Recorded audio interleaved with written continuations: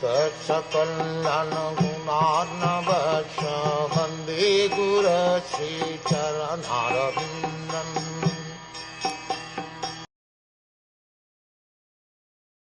Knowledge of self-realization, even though free from all material affinity, does not look well if devoid of a conception of the infallible God.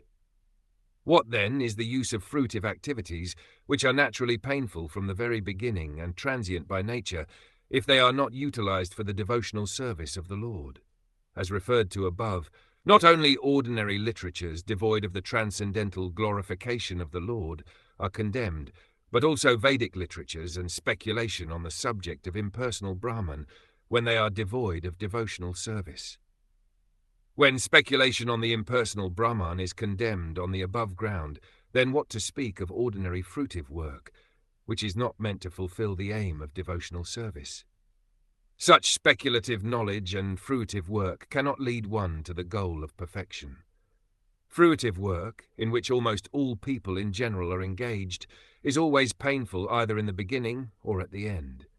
It can be fruitful only when made subservient to the devotional service of the Lord.